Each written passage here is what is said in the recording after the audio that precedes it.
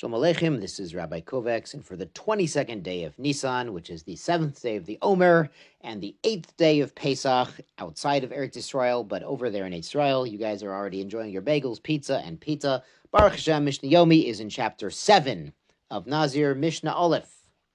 Kohen Gadol, the high priest, Nazir, and a Nazir, Einon mitamin bikrovehen. They do not attend the funeral and become ritually impure, even for their relatives.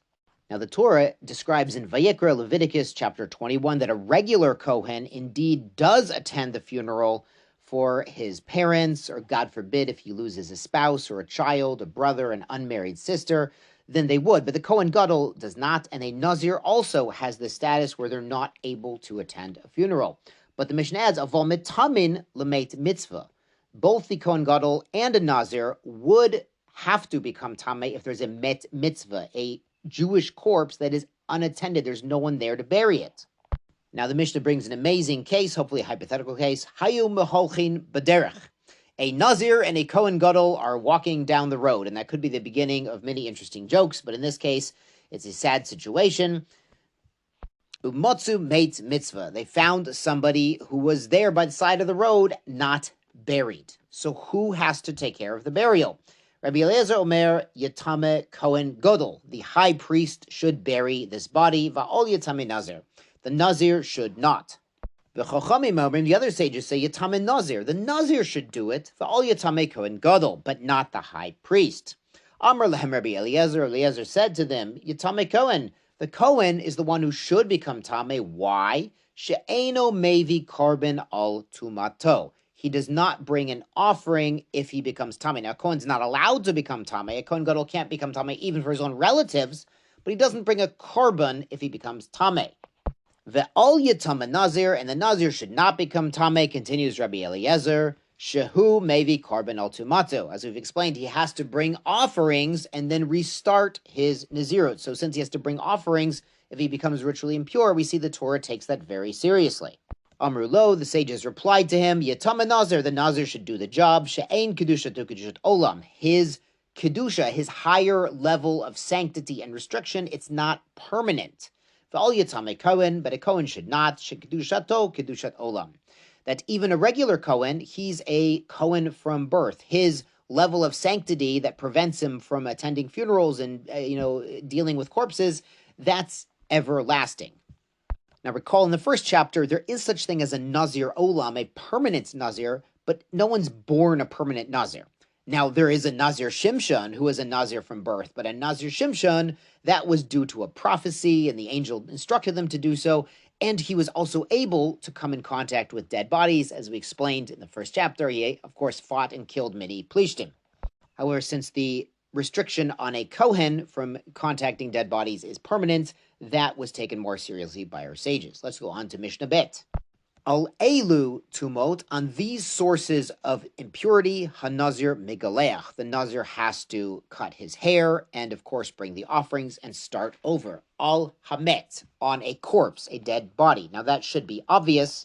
The Bartner explains, based on the Gemara, that this is even rov binyan, most of the size of the body, which could even be a leg and a half, because that's most of the height of a body, or rov minyan, most of the body parts, the avarim.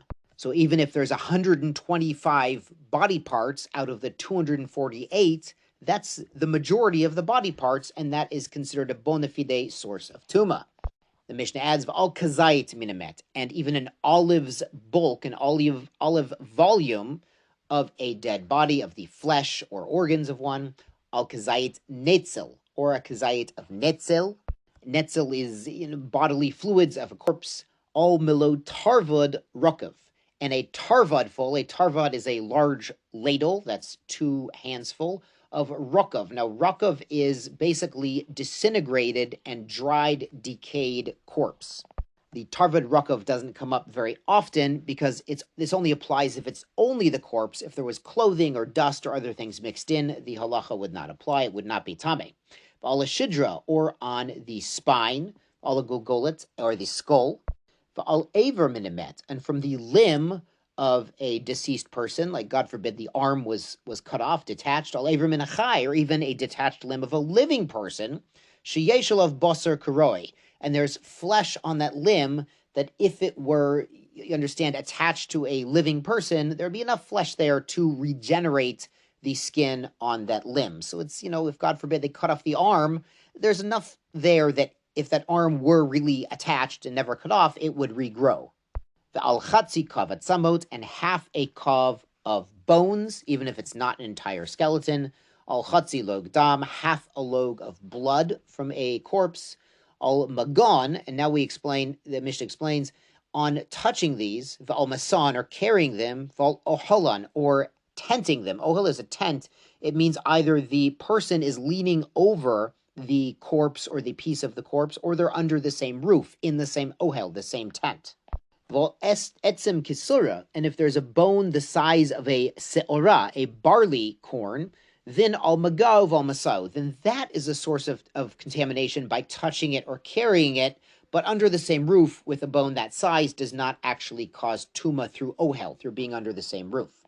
Al elu, on these items in the Mishnah, hanazir megaleach, the Nazir has to shave his head and start over his count of Nazirut to bring the karbanot of tuma.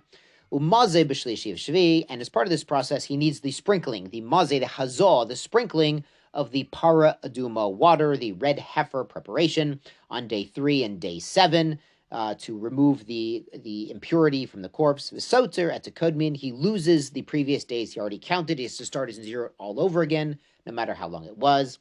He doesn't start counting his Nazirut over until he becomes purified, umeviet karbanotav, and brings his offerings.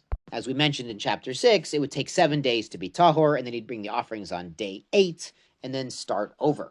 And this Mishnah, as quite relevant, as we saw in October, the volunteers in Zaka, Z-A-K-A, it's a volunteer organization that after there's God forbid, an attack or even an accident, they will literally scour through everything, look everywhere to find any parts of a body that it should have a proper Jewish burial. They should identify the victims and make sure people are buried with all of their body parts as much as possible. So the volunteers from Zakah are, fearless and have incredible fortitude. The things they saw at the kibbutzim, at the moshavim in Israel, this just a few months ago, were tremendously shocking. If you want to make a donation to Zakah, obviously donations help all the time, but Baruch Hashem, they're an amazing thing that's relevant to today's Mishnayot. Yashar kochachem, Chag Sameach, Good Moed, and good bagel eating for our friends in Eretz Yisrael.